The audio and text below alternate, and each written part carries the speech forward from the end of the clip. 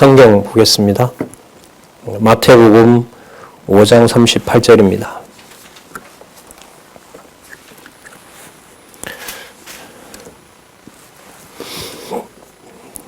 제가 읽겠습니다.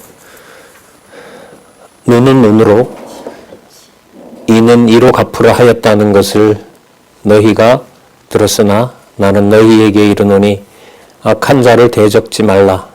누구든지 내 오른편 뺨을 치거든 왼편도 돌려대며 또 너를 송사하여 속옷을 가지고자 하는 자에게 겉옷까지도 가지게 하며 또 누구든지 너로 억지로 오리를 가게 하거든 그 사람과 심리를 동행하고 내게 구하는 자에게 주며 내게 꾸고자 하는 자에게 거절하지 말라. 42절까지 읽어드렸습니다. 우리 교재는 성경 강론 13권입니다. 6787페이지입니다.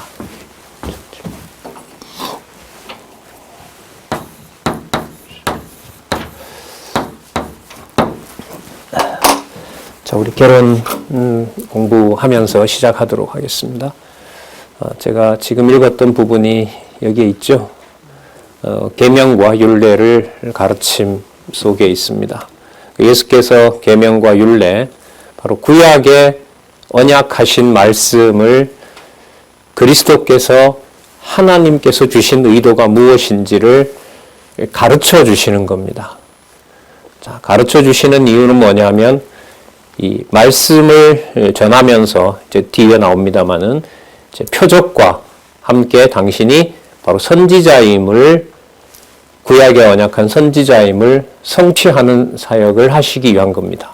그래서 그분이 누구냐 하면 삼직을 가지고 오신 바로 메시아임을 증거하는 겁니다. 예수가 그리스도이심을 성취하시는 내용이 되는 거죠. 자, 여기에 보시면 말씀과 표적에 대해서 말씀을 좀 드리면은 하나님의 말씀이므로 그 하나님 말씀이 권위 있는 말씀이라는 근거를 표적을 통해서 보여주세요. 이걸 이제 구약의 내용과 좀 연관을 시키면 좀 구체적으로 말씀을 드리면 북쪽 이스라엘이 망할 때 그리고 또 남쪽 유다가 북쪽 이스라엘 망한 이후에 한 120년 후부터 망하기 시작하거든요. 1차, 2차, 3차에 걸쳐서 망하는데 그 북쪽 이스라엘이 망하기 전에 하나님께서 엘리야와 엘리사를 보내죠. 열왕기에 나옵니다. 엘리야와 엘리사의 등장 속에 보면 많이 반복하는 구문이 있는데 하나님의 사람임을 강조합니다. 하나님의 사람임을 또 하나님의 사람이기 때문에 엘리야와 엘리사가 전하는 말이 하나님의 말씀임을 무엇을 가지고 증명하게 하냐면 수십 가지의 20가지 정도의 표적을 통해서 알려줍니다. 물론 그 내용은 북쪽 이스라엘이 망한다는 거였습니다. 망한다는 예언을 성취해 가시는 과정에 그게 여호와의 언약도로 된다는 것을 보여주는 내용이 바로 역사서에 나타납니다. 더 결정적인 건 말씀한 대로 그 표적이 동시에 일어나는 내용이 여러분 우리가 앞서 공부했던 선지서입니다. 하나님이 보낸 선지자임을 이사야부터 말라기까지 하나님의 선지자임을 증명하고 확증하기 위해서 많은 표적을 보여주십니다. 표적뿐만 아니라 사람이 생각할 수 없는 이상을 보여주죠. 그리고 사람이 상식적으로 받아들일 수 없는 기이한 행동들을 선지자들을 통해서 표적으로 보여주십니다.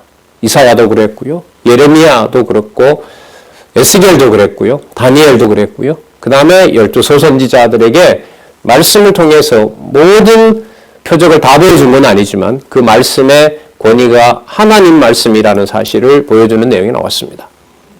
그럼 역사서뿐만 아니라 시가서는 더더욱 더합니다. 그건 이제 또 얘기하면 우리가 전체적으로 설명하는데 다음에 또 기회가 되면 말씀을 일단 드리도록 하겠습니다. 그러면 말씀과 표적에 의한 성취는 결국 뭐냐 하면 구약에 언약했던 그 내용의 실체가 누구냐 하면 예수 그리스도라는 사실입니다. 자, 그래서 오늘 계명과 율례의 가르침을 통해서 하나님께서 주신 말씀의 의도가 무엇인지를 유일하게 풀어줄 수 있는 그 말씀을 바로 깨달아야 여호와 하나님을 바로 알 수 있단 말이죠. 그 직임을 선지자로서 하시는 내용이 오늘 살펴볼 내용입니다. 먼저 계명과 율례를 가르치시는 내용 다음에 연관이 되죠. 그렇다면 하나님이 이른바 명령으로 하게 하시는 그 내용이 진짜 우리 보고 얼마든지 할 수 있기 때문에 다시 촉구하려고 오셨느냐, 예수께서. 아니면 예수께서 아버지의 이름으로 하늘에 계신 아버지의 뜻이 무엇인지를 가르치려고 오셨느냐. 행위의 자세를 깨닫게 하시면 뭐하고 연관이 되냐면 하지 말아야 될 것.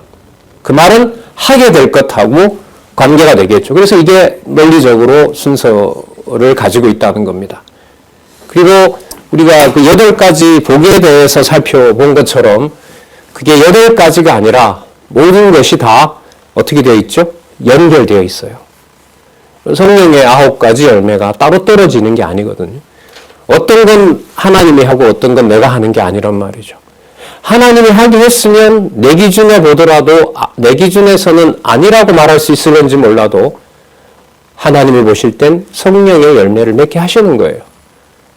그게 교회가 바로 거룩한 백성들의 무리이기 때문에 세상의 눈과 구별했을 때 보이는 겁니다.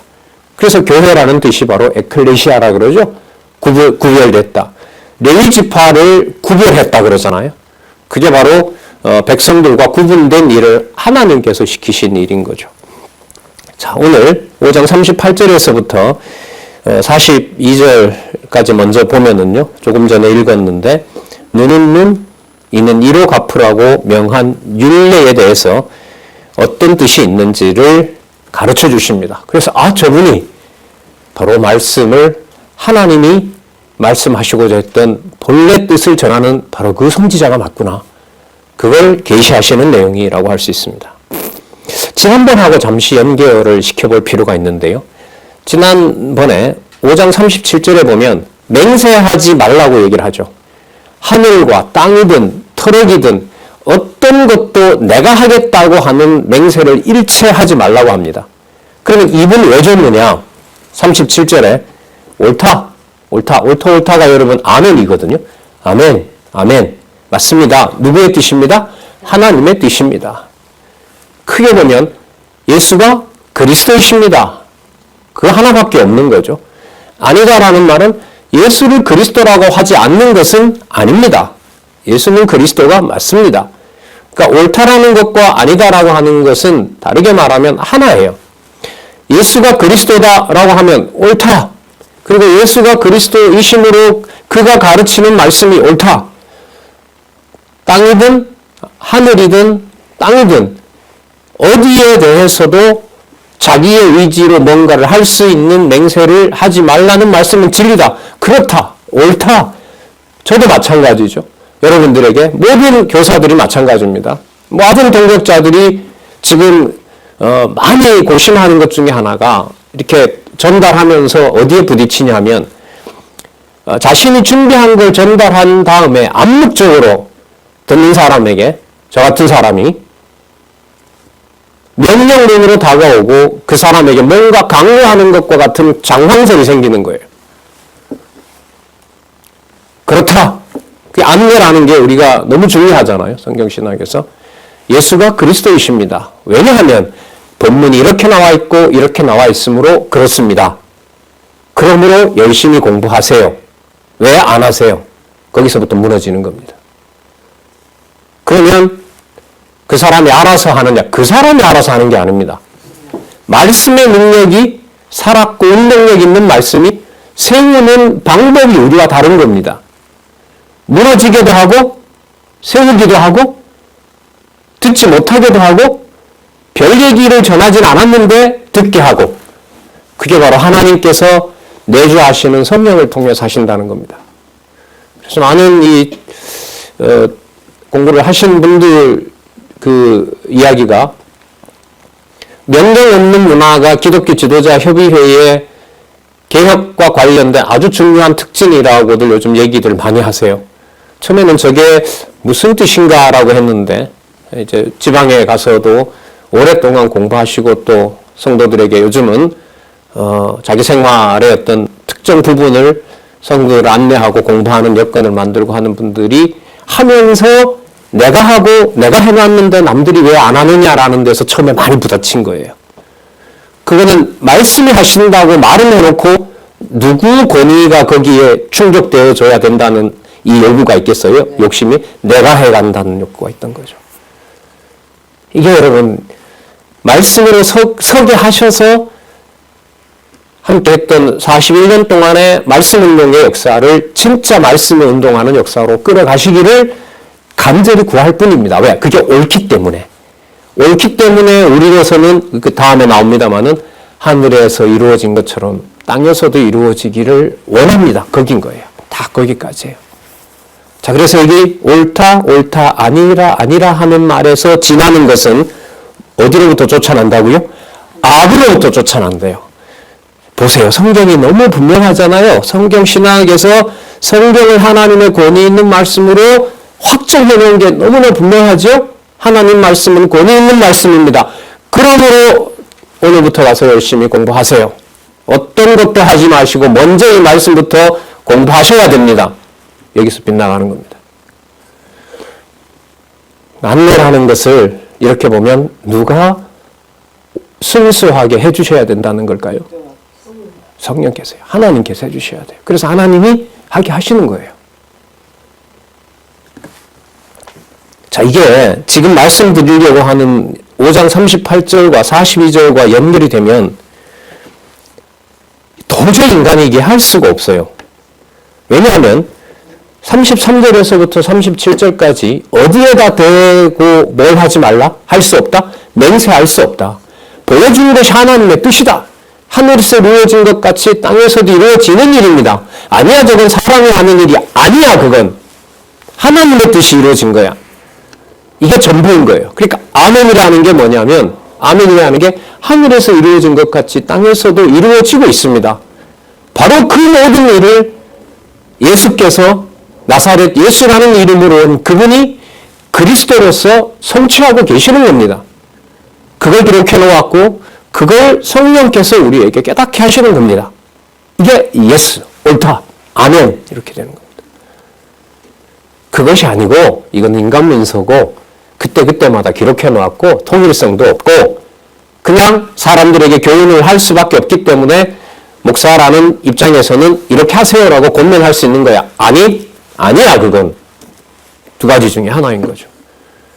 그러면 옳다 아니다라고 말하게 하는 것과 그것을 하나님이 원하는 성령의 열매로 인도해 가시는 양육과 무장의 그 인도자는 유일하게 하나님밖에 없으신 거죠. 여러분 이렇게 우리가 이 말씀을 보게 되면요.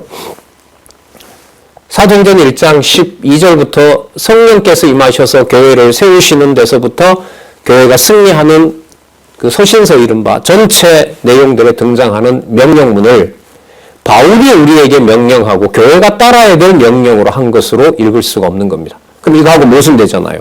뭐 하지 말라 했는데 맹세하지 말라 했는데 그러면 맹세하지 말면 아무것도 못하게 하느냐? 아니죠. 성령께서 행하게 하시는 거죠. 우리가 원하는 때와 장소와 방법이 아니라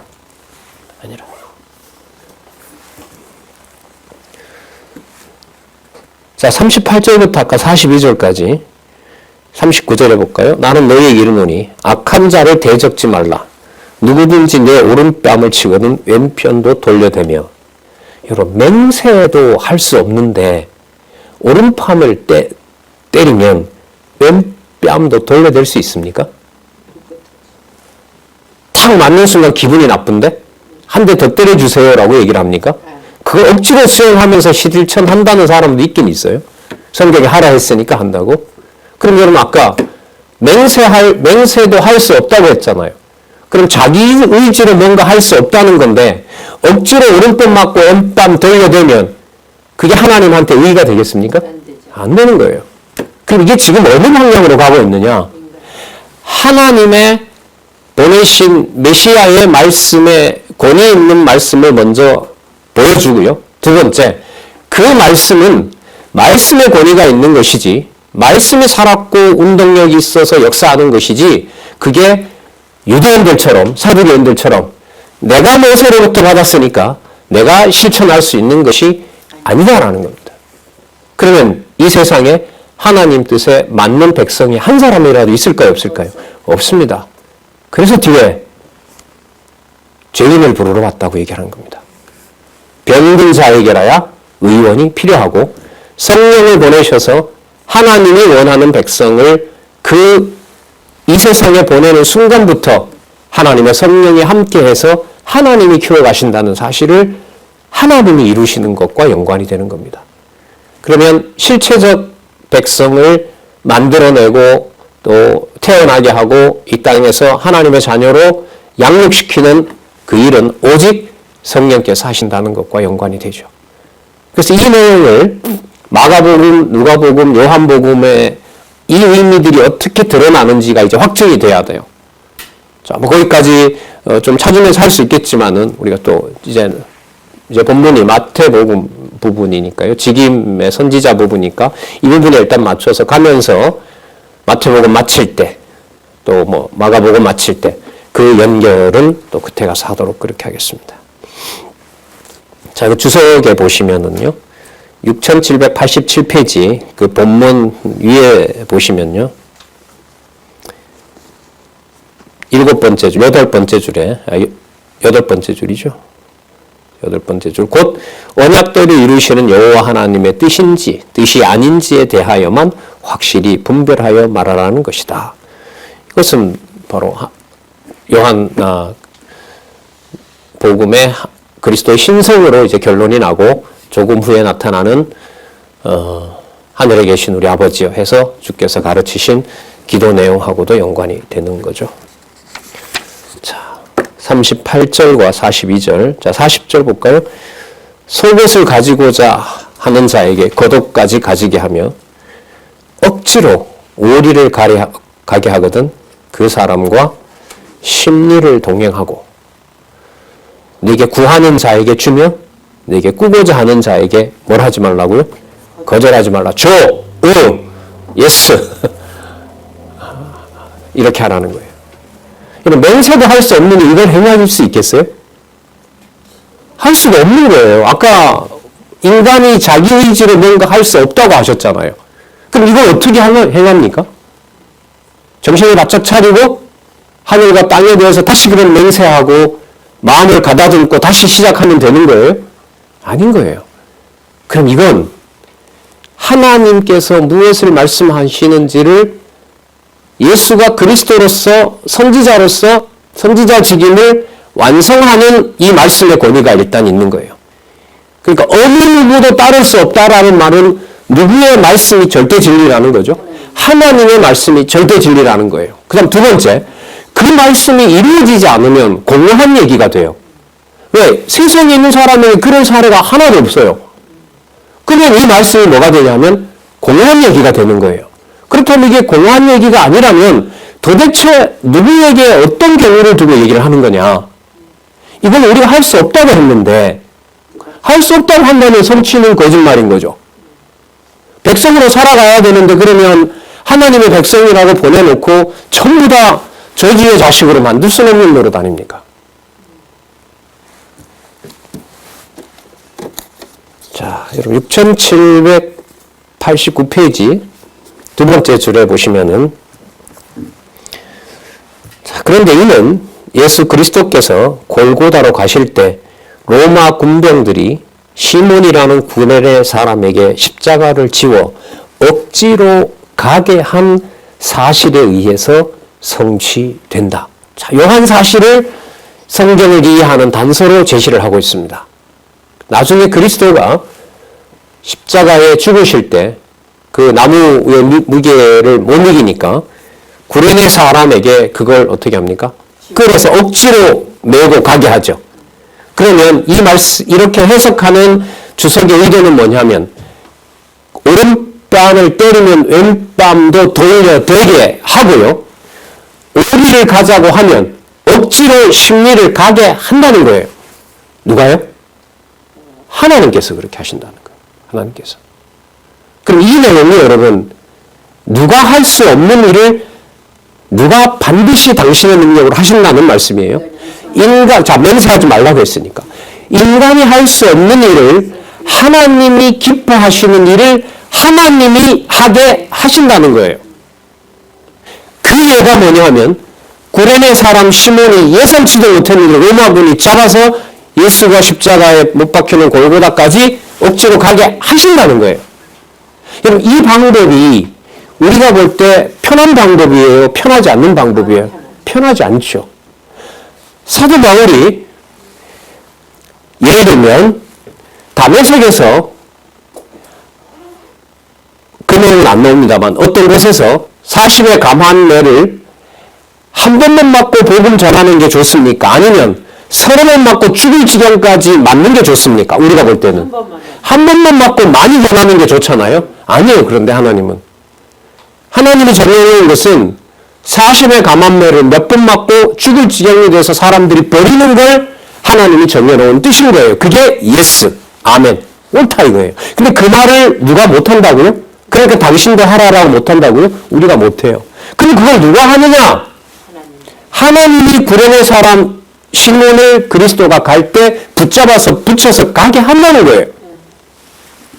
여러분, 여기에 그러면 어디까지 따라오는 사람은 잘하는 사람이고 어디까지 따라오는 사람은 못하는 사람이고 그런 구분을 할 수 있을까요? 없어요. 여러분, 이게 교회입니다. 되게 부담되는 데예요, 이게. 다른 말은 함부로 말할 수 있어요. 왜? 다 세상 사는 얘기니까. 세상에 사상이든 문화든 우리 삶이든 간에. 그게 교회라는 이 틀 속으로 들어와 버리면은요, 그 다음부터는 입이 이렇게 꼬입니다. 누구 생각과 누구 생각이 다르기 때문에. 하나님의 생각과 인간의 생각이 다르기 때문에. 그래서 여러분들에게 공부 열심히 하세요라는 소리를 안 하는데 10분, 20분 교묘하게 돌려서 사람에게 압박을 가해요. 그거나. 그래서 뭔가 이렇게 소개를 하고 전달한다는 게 하시는 분들이 이제는 그런 걸 느껴요.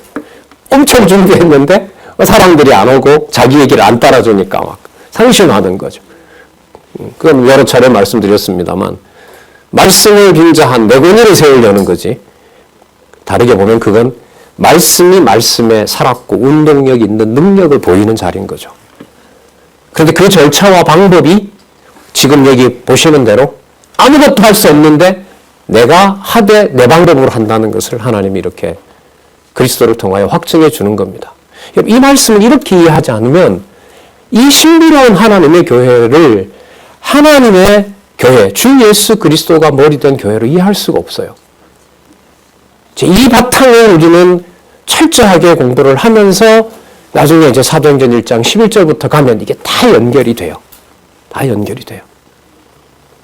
그리스도가 풀어주신 계명과 율례가 그리스도가 원하시잖아요. 나 빨리 가면 좋겠다. 너희들을 위해서. 내가 가는 것이 유익하다. 요한복음에 우리 공부했잖아요. 자, 보도록 하겠습니다. 그래서 여러분, 사도행전과 서신서에 가서 보면 성령께서 사도의 동력자들을 붙이는데, 여러분, 그 사람들이 사도들과 복음 전하러 가는 길이 편하기 때문에 따라 나섭니까? 아니면 기록에 의하면 대부분 다 감옥에 같이 가고 같이 맞고 같이 도망가게 하는 방법입니까? 그럼 이걸 이루시는 게 맞죠. 하나님께서. 그리고 다 가는데 너는 왜 안 가느냐라는 말을 할 수 있어요? 없어요? 없어요.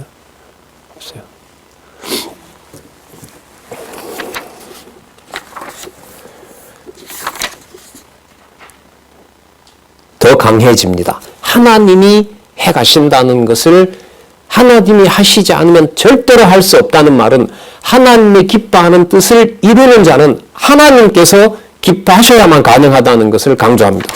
그게 여러분 43절부터 48절입니다. 또 내 이웃을 사랑하고 내 원수를 미워하라 하였다는 것을 너희가 들었으나, 자, 해석하십니다. 나는 너희에게 이르노니 너희 원수를 사랑하며 너희를 핍박하는 자를 위하여 기도하라. 아니, 맹세도 못하는데 이런 기도를 어떻게 하고 이걸 어떻게 이루어요? 말이 안 되죠? 예수님이 왔다 갔다 하는 거죠. 이렇게 되면. 45절. 이같이 한즉, 자, 이거는 번역에 좀 문제가 있습니다. 번역 새로 해놨죠. 그렇게 하기 위하여 이렇게 됩니다. 하늘에 계신 너희 아버지의, 자, 여러분 이 표현에 주의하시기 바랍니다. 이제 이 개념이 이제 강조가 되는데요. 하늘에 계신 너희 아버지의, 자, 이 표현에 유의하시고요. 하늘에 계신 너희 아버지의 아들이 되리니, 그러면 여러분 맹세하는 자는 하나님 아들이 아닌 거예요. 왜? 자기 의지로 하겠다고 하는 자니까. 그럼 하늘에 계신 너희 아버지의 아들, 하나님, 하늘에 계신 아버지의 아들이 되는 것은 하나님께서 태어나게 하고 하나님께서 어려운 길을 가게 하고 그걸 누구의 뜻으로? 아버지의 뜻으로 받아들이는 자가 하나님의 아들인 거죠. 그럼 여러분 이게 뭐하고 관계됩니까? 계명과 율례를 출애굽한 이스라엘 백성들이 시내산에서 받으면서 바로의 법을 따르는 것이 아니라 시내산에서 이 계명과 율례를 받으면서 누구의 자녀임을 확증하게 되죠. 하나님의 법을 받음으로 하나님 자녀임을 확증한 겁니다. 그럼 지금 읽었던 이 말씀에 계명과 율례를 그리스도가 새롭게 가르치면서 이 계명과 율례를 받기에 합당한 자를 지금 골라내고 그 자를 키워나가고 그걸 하나님이 낳는다라는 걸 지금 설명하거든요. 그럼 이게 뭐하고 관계됩니까? 자손 언약에서 실체적인 자녀가 누구인가를 소개하는 것과 직결되는 겁니다. 왜? 이 법 아래 누가 있어요? 하나님의 자녀가 있으니까요. 그런데 그 하나님의 자녀가 어떤 자인지를 우리는 어디서 수없이 봤습니까? 이사야에서부터 말라기까지. 모형적인 걸 다 패망시키면서 남은 자, 유다, 이스라엘, 남유다, 북이스라엘, 해 뜨는 데서부터 해 지는 곳까지 내가 내 백성을 모으리라고 했던 약속을 그리스도께서 자손 언약과 관련해서도 말씀과 또 다음에 나올 표적으로 보여주신다고 봐도 되죠. 그럼 그 표적은 유대인에게만 보여주겠습니까? 아니죠. 이방에게도 보여주시는 거예요.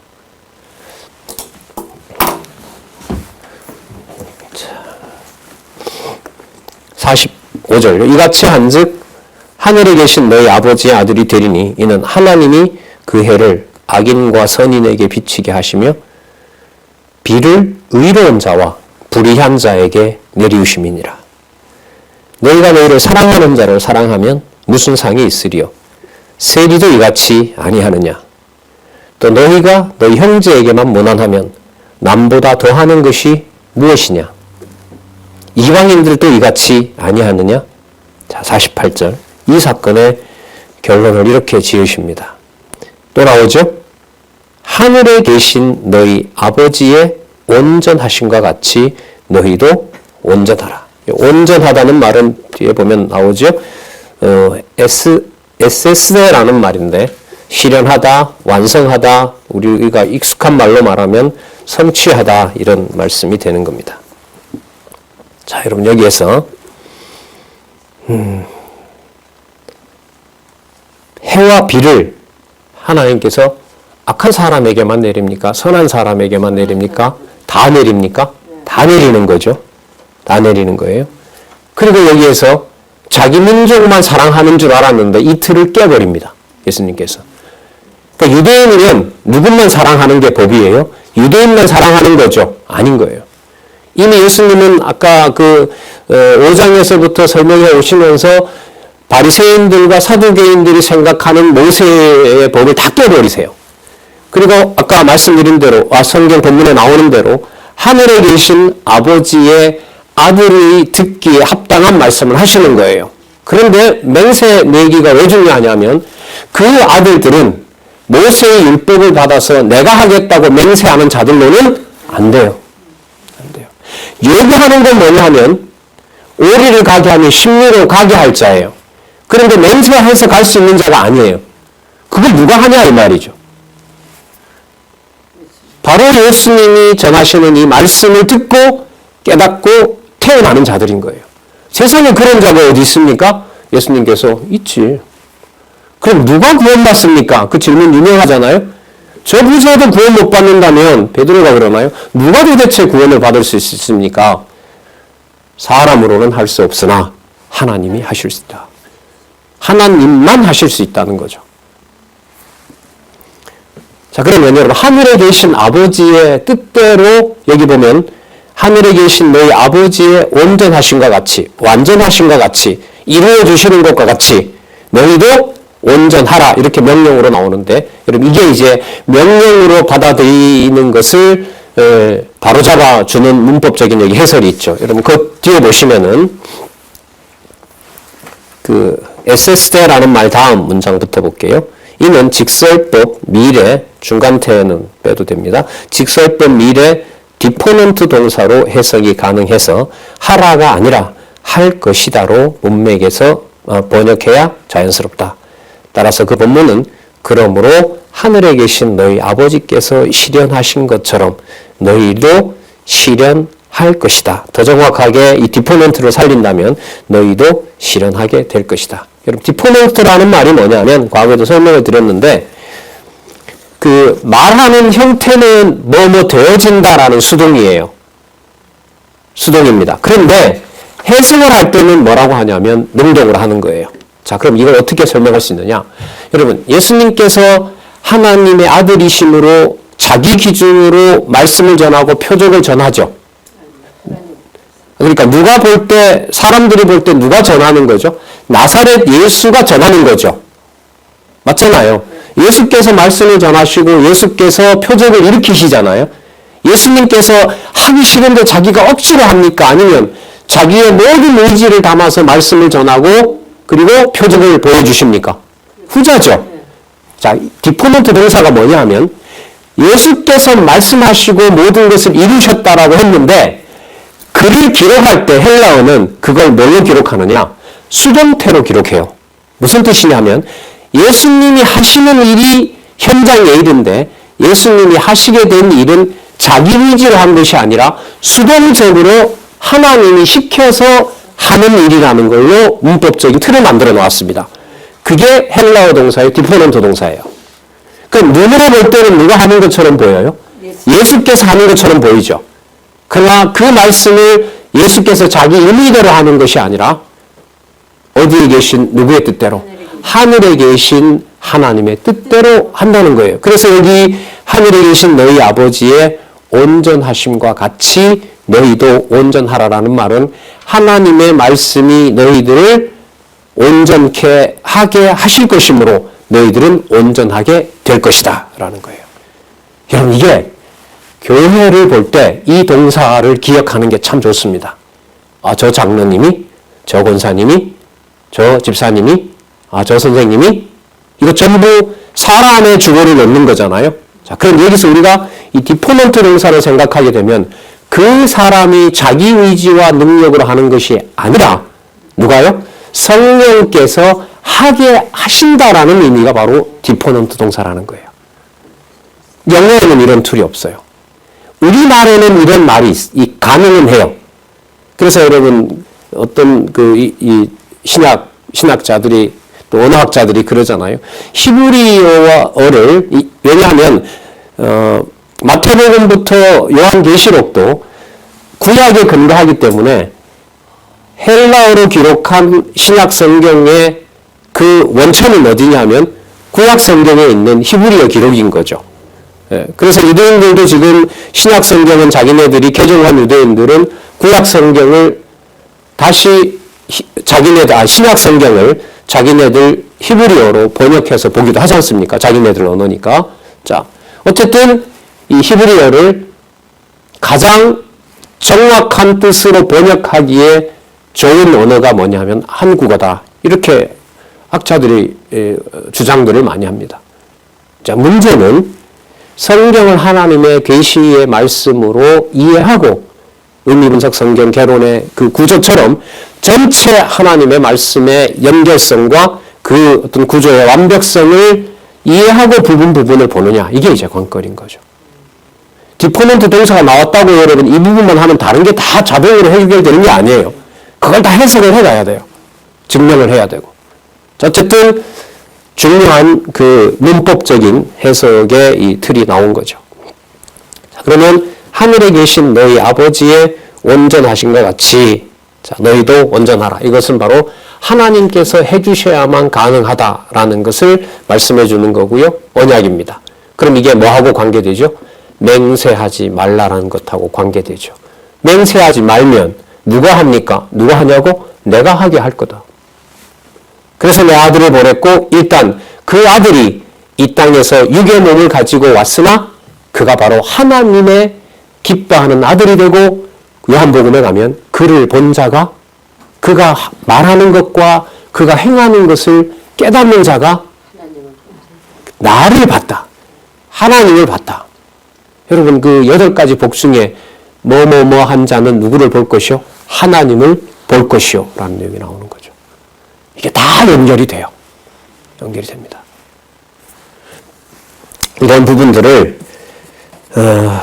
공부해서 하나도 이렇게 떨어뜨리지 않고 조밀하게 다 이 공부를 치밀하게 해가는 그런 공부 모임들의 필요성이 좀 점점 커지고 있고 관심들을 많이 가지는 분들도 계십니다.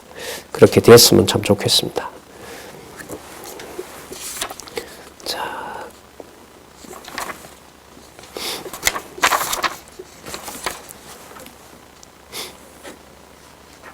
하늘에 계신 너희 아버지의 온전하신 것 같이 그리고 아까 45절에 하늘에 계신 너희 아버지의 아들 자, 그러니까 이제 아들, 자녀를 소개하는 거예요. 하나님의 말씀을 올바르게 듣고 하나님의 아들이 될 자가 누구인지에 대해서 예수님 당신의 말씀의 권위를 선지자의 말씀으로 전파하시면서 여기에서 자, 그럼 하늘에 계신 아버지는 어디에 있는 자와는 달라요? 땅에 있는. 이 말은 유대인들 기준으로 우리만 하나님의 자녀다라고 했던 틀을 다 깨버리신 거죠. 그럼 누가 자녀가 되느냐? 어디 숨겨놓은 자식이 있느냐? 아니다. 내가 다시 만들어내겠다. 우리 에스겔이나 다 알고 계시잖아요. 아무것도 없고 그냥 뼈밖에 안 남았는데 새로운 하나님의 자녀를 하나님이 만들어내시잖아요. 다니엘서는 어떻고요? 온 천지가 그냥 예루살렘이 수백 년 동안 밟혀온 것 같았는데 거기에 성민 나라가 서고 있는 거죠. 호세아 기억나시죠? 음란한 자녀인으로 여호와가 당신을 죽여버린다 그럽니다. 그러나 남겨놓는 자가 있고 내가 다시 낫게 하겠다. 소선지서 호세아부터 시작하는 내용이죠. 말라기 가면 어떻게 나옵니까? 해 뜨는 데서부터 해 지는 곳까지 온 세상의 백성들이 내 이름을 보게 될 자들이 있을 것이다. 그리스도가 이걸 모를 리가 없죠. 그래서 여러분 지금 이 구도가 기억나실런지 모르겠네요. 5장의 마태복음 5장 구조는 그림자를 없애고 그림자를 지우고 실체가 무엇인지를 드러나게 하는 거예요. 그래서 패망과 무슨 구조이다? 회복의 구조가 마태복음 5장에서 선지자 직임으로 예수께서 말씀하시는 거예요. 그래서 마태복음 5장은 이사야부터 말라기까지의 내용이 바탕이 되지 않으면 상당 부분 놓칩니다. 상당 부분 놓칩니다. 그리고 앞으로 나오는데 제가 좀 확인을 해봤는데 예수님이 말씀하시는 근거의 말씀들은 상당한 부분이 이사야서가 많아요. 그럼 이사야서가 많다는 말은 이사야부터 시작하는 패망과 회복의 구조인 말라기까지 가는 내용들이 예수님이 주로 어디에서 선지자직을 수행하시면서 말씀을 깨닫게 하는 내용 속에 그럼 어떻게 깨닫게 하시죠? 끝났다 이제. 유대인들과 바리새인들이 원하는 그런 말씀이 아니다. 그런데 그게 없앤다는 게 아니죠. 폐하려는 게 아니라 뭐 한다고 그래서요? 온전케 하려고. 온전케 한다는 말은 누가 원하는 뜻을 완벽하게 알려준다는 거죠. 그렇죠. 하나님이 원하는 뜻을 온전히 완벽하게 무엇인지 본인이 가르쳐주러 온 선지자라는 거예요. 그게 온전케 한다는 게 우리가 더 유대인들보다 열심히 해라 이런 말이 아닌 거죠. 그럼 맹세하라는 뭐가 됩니까? 안 맞아요, 이게 논리적으로. 성령께서 오셔서 그 하나님의 자녀가 함께하는 두세 사람이 주의 말씀으로 함께하고 주 예수 그리스도가 머리가 되는 교회 현장이라면 이 세상 어떤 권위도 음부의 권세도 침범할 수 없다는 것이 나중에 이제 예수께서 약속하는 거죠. 자, 그러면 여기 6장에 뭐가 나오냐면 행위의 자세가 나오는데 이 행위의 자세도 아까 여러분 맹세하지 말라는 것하고 관계돼요. 그리고 아까 그 원수를 사랑하고 오른뺨을 때리면 왼뺨을 돌려대라는 것하고도 관계가 돼요. 자, 그러면 그건 의지대로 우리가 할 수 없다는 거죠. 그러면 하나님의 자녀는 아까 주석의 한 구절 예를 들었잖아요. 억지로 가게 하면서 그 자가 고난을 받고 고난을 함께 받는 자 같지만 그가 누구의 아들이라는 거죠? 하늘에 계신 아버지의 아들이라는 것을 드러내겠다는 거예요. 그러면 아들인지 아닌지를 누가 드러내시는 거죠? 하나님이 드러내시는 거죠. 그 자를 5장 시작할 때 뭐라고 얘기했냐면 복 있는 자는 이렇게 시작한 거죠. 뭐뭐한 자는 어떻다? 복 있다. 심령이 애통하는. 그래서 그 8개의 복을 어떻게 했습니까? 분리하지 않고 우리는 다 연결해 온 겁니다. 이건 반복이 좀 필요합니다. 그리고 여러분들과 어떤 교회가 되면 그 내용을 강론집을 통해서 확인을 꼭 하고 싶은 부분입니다. 이 5장의 내용들이 읽고 나면 이게 이상해요. 그냥 심령이 애통하면 내가 애통해야 되는 거예요. 우리 구조는 돌아가요. 왜? 내가 해야 되니까. 내가 해야 되니까. 아주 영적으로 민감합니다. 이 말씀들이. 저도요, 전하고 그 부분을 덮어놓고 시간이 좀 흐르잖아요. 그럼 그 말씀이 뭐로 기억되어 있느냐? 이걸 어떻게 내가 이해를 하면 되지? 바로 흘러가게 돼요. 자, 행위의 자세 가르치는 부분 보도록 하겠습니다. 먼저 6장 1절에서부터 4절을 보면 의를 행하거나 구제할 때의 올바른 자세에 대해서 가르칩니다. 6장 1절을 보겠습니다. 사람에게 보이려고 그들 앞에서 너희 의를 행치 않도록 주의하라. 그럼 여러분 그 다음에 나오죠. 그렇지 아니하면 하늘에 계신 너희 아버지께 상을 얻지 못하느니라. 앞부분 나왔었죠. 유의하자 그랬죠. 지금 예수님께서 얘기하시는 이 말씀의 수신자는 누구냐면 하늘에 계신 아버지의 아들인 거예요. 예? 그 사람들이 볼 땐 그걸 누가 하냐 이러는 거죠. 그걸 누가 하냐라는 말은 결국 이 말씀을 받는 수신자가 이 땅에 있는 유대인들과 사두개인들과 장로들이 아니라는 거죠. 내가 태어나게 해야 가능하다라는 겁니다. 자, 2절입니다. 그러므로 구제할 때에 외식하는 자가 사람에게 영광을 얻으려고 회당과 거리에서 하는 것 같이 너희 앞에 나팔을 불지 말라. 진실로 너희에게 이르노니 저희는 자기 상을 이미 받았느니라. 자기 상을 이미 받았느니라. 자기 상을 이미 받았다고 하는 것은 자기의 의로 하나님의 뜻을 실현했다라고 믿는 자인 거죠. 이게 이제 유대인들로 대표되는 율법주의자들인 거죠. 여러분, 그런데 좀 생각을 더 해보면 내 의가 배제된 행위를 이 몸을 가지고 실현할 수 있을까요? 없을까요? 없어요. 근데 이걸 하라고 하잖아요. 그러니까 하는 사람은 못하면서도 한단 말이죠. 그리고 그 권위에 이제 속았잖아요. 오랫동안. 그 말씀을 해석하는 방향이 전혀 달랐던 거죠. 이렇게 엄하게 어느 인간도 어느 말씀으로도 어떤 표적으로도 하늘에 계신 아버지의 아들로서 적격한 자인가에 대한 여부는 없어요. 알아볼 수가 없습니다. 뒤에 나오죠. 내가 주의 이름으로 모도하고 귀신도 쫓아내고 주의 이름으로 선지자 노릇도 하고 그날은 말은 주의 이름으로 한 건데 누가 한 걸로 믿어요? 내가 한 걸로. 여러분, 그러면 우리 교회 생활이라고 하는 것은 전부 여호와로 시작해서 여호와로 끝난다고 했지만 그 하는 일에 대한 느낌과 만족과 불평은 왜 생기는 거죠? 누가 한다는 게 들어와 있으니까. 내가 한다는 게 들어와 있어요. 이걸 열심히 공부하면 분량을 많이 모아놓으면 자동으로 해결되죠. 그럼 어떻게 해요? 못하잖아요. 할 수가 없잖아요. 그게 여러분 제가 생각할 때는 성경 개론 3페이지에 나오죠? 4페이지에 나오나요? 무슨 눈요? 그럼 죄인의 눈은 내가 만드나요? 아니면 죄인임을 깨닫게 하셔야 되나요? 그와 함께 하늘에 속한 아버지의 자녀가 되는 거예요. 그런 분들이 모인 곳이 가정교회고 그게 바로 교회의 출발인 거예요. 그런 교회를 여러분 내가 주관하고 내 마음대로 안 된다고 말하고 참 무섭습니다. 이런 면에서 보면. 가끔 얘기하는 제가 저는 그 집에 애가 남자애인데 이렇게 청소년 때 이렇게 참 많이 갈등을 하더라고요. 저도 이렇게 좀 늘고 했는데. 그래서 제가 이렇게 막 꾸짖으니까 그 작은 애가 나와서 막 선거라며 그때 초등학교 3학년인가 그랬어요. 뭐라 하지 말라는 거죠. 교회에서는 당신이 선거라며 창세전. 그래서 제가 그때 연구실 여기 있었잖아요. 이틀 동안 가출했죠. 부끄러워서. 그래서 그 말이 늘 이렇게 맴돌아요, 사실.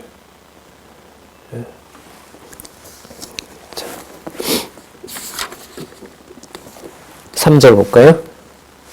너희 구제할 때에 오른손이 하는 것을 왼손이 모르게 하며 내 구제함이 은밀하게 하라. 은밀한 중에 보시는 너희 아버지가 갚으시라. 이 상과 관련되겠죠.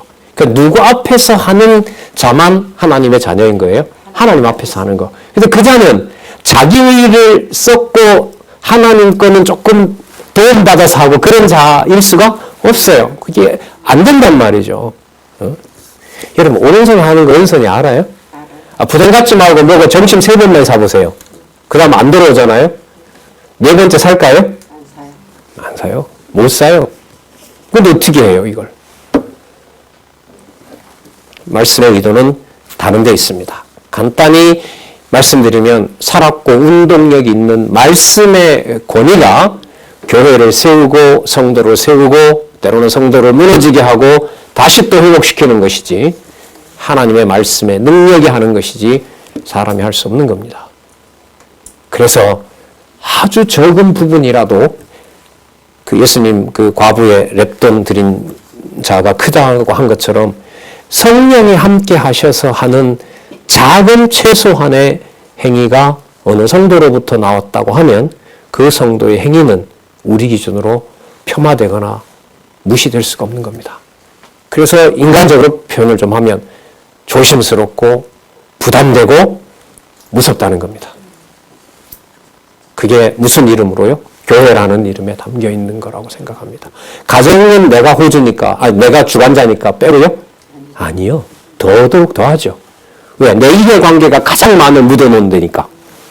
모든 게 다 내 공로가 들어간 건데 내가 어떻게 거기서 빠져나와요? 조금만 안 하면 당장 화가 나고 서러운데. 그야말로 여러분 그 태도가 누구의 태도일까요? 우리가 1500년 동안 모세의 법을 받았는데 우리를 빼고 하나님이 누군가를 자기 자녀로 삼는다? 유대인들이 용납이 준말하면 권선 얘기대로 미치는 거죠. 먼저 된 자가 나중되고 나중된 자가 먼저 되고 동서로부터 오고 너희들은 바깥에 내 쫓김을 받아서 이를 갈며 슬퍼움이 있으리라. 유대인들이 그 말을 받아들이겠습니까?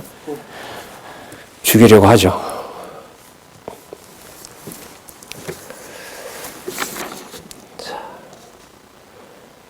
구제와 관련해서 얘기를 하고요.